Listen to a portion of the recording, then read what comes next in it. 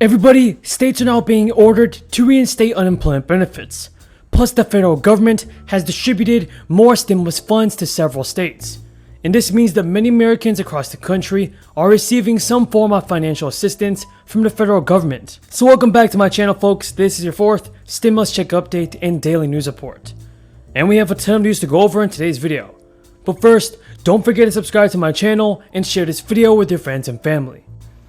When we look at a budget, when we prepare a budget, it's imperative that we take a hard look at the reality of American life and that we build based on that reality.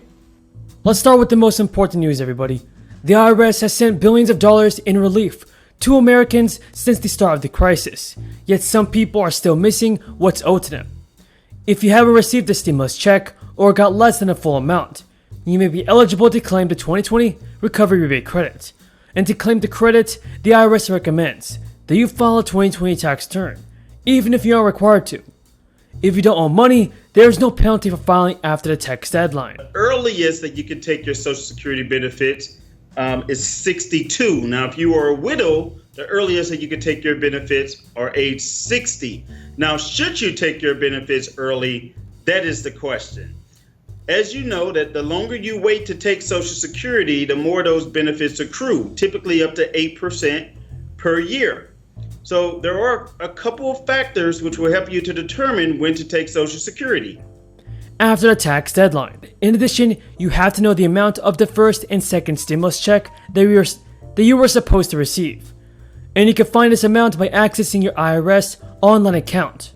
Another option is to use the Child Tax Credit non-filer sign-up tool, which allows you to provide the necessary information to deposit monthly payments of the advanced child tax credit directly into your bank account.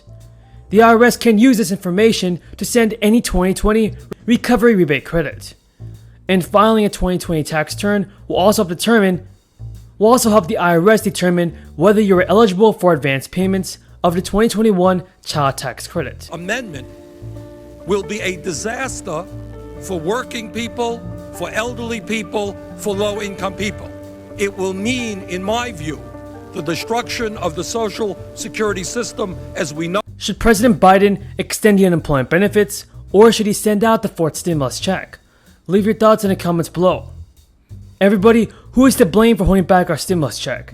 Is it the Democrats or the Republicans? Tell me what you think. Just know that each stimulus check comes with its own eligibility rules, and you are generally eligible as long as your AGI is up to $75,000 if you are single, and $112,000 if you file as a head of household. I believe we should invest in serving our seniors. Yes, I believe that we should invest in serving Americans with disabilities. I believe that we should invest in children who... And while the May 17th tax filing deadline has passed, you can still claim any missing stimulus payments by filing for the funds by the October 15th tax filing extension deadline. The enhanced unemployment benefits amount to an extra $300 a week and have been in place since March 2020, initially introduced with the CARES Act, as well as the extra unemployment benefits ending on September 6th. The unemployment assistance and emergency unemployment compensation support will end as well, and 13.2 million people are expected to lose access to their benefits. But the Labor Day deadline is only the federal end, and 26 states had attempted to leave the schemes early in July. This was met with resistance from workers who were seeing their benefits stripped, and lawmakers argued that the continuation of extra benefits was discouraging people from returning to the workplace. But recent data shows that states which ended early unemployment benefits actually had a slower rate of jobs that were taken up. Do you think that President Biden will get the stimulus check sent out before the end of the year? Leave your thoughts in the comments down below, everybody. Furthermore, the most recent unemployment figures of the Labor Department show more people are returning to work than estimated.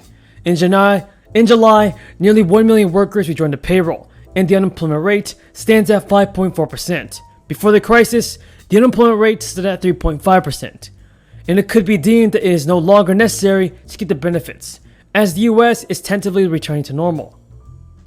Even a change of 1.9% represents hundreds of thousands of Americans who will be left much poorer without the extra payments. Plus, folks, I need you to know this. The child tax credit includes up to $300 of extra funding per dependent and per month, and there is no limit on applicable children. The value of food stamps is increasing to $36 per person per month, and this increase is starting October 1st of 2021. However, it's only eligible for families at or below the poverty line. It's great to be here with my colleagues, although I wish we were called back here to do the work of the American people that the American people expect us to do. Instead, right now, when thousands of Americans are still on the outside of gates looking to try to get into the airport in Afghanistan, in Kabul, when we've got our assets, our planes, our helicopters, our Humvees, weapons that are now in the hands of our enemy, instead of sitting in here and having hearings, instead of having conversations about what we can do to push this administration to do its job, we're here to spend $3.5 trillion we don't have, and we're here to have the federal takeover of elections. That's what we're here to do. And let's make no mistake about what this $3.5 trillion bill is. It's a bunch of leftist nonsense that the American people don't want to see, with a massive takeover of healthcare and the expansion of the federal government to healthcare, a massive expansion of Green New Deal policies, trying to push us to being 80% carbon free by 2030. All of this stuff is the wish list of the progressive left and the squad. And that's why we're here in August. That's why the speaker calls us back in August while our people are on the outside looking in Afghanistan. I really want the American people to understand what the priorities of the Democratic Party actually are. That's what it is. To push a socialist wish list onto the American people, undermine our economy, spend money we don't have, put the government into your healthcare, into your doctors, and totally reshape the entire America we know in terms of our economy and our energy policy. And oh, by the way, amnesty for 10 million or more. That's the reality of what's in this $3.5 trillion bill. And oh, by the way, we'll be voting on H.R. 4 in the name of the Voting Rights Act, a massive federal takeover of elections. Now that's purposeful, right? The new word is to say that somehow putting in voter integrity is somehow voter suppression, is then somehow undermining the rights of people to vote. And it's far, far from the truth. If you listen to my Democratic colleagues, you would believe that the Voting Rights Act was not in force. It is. The Voting Rights Act is in force. They want to take it and they want to shove down the throats of the American people the lack of ability to use voter ID, the lack of ability to make sure that ballots are actually secure and have signature match. They want to stop the people in our states, in Texas and all the states that these great people represent, from being able to make decisions in their own communities, all under the name of the Voting Rights Act.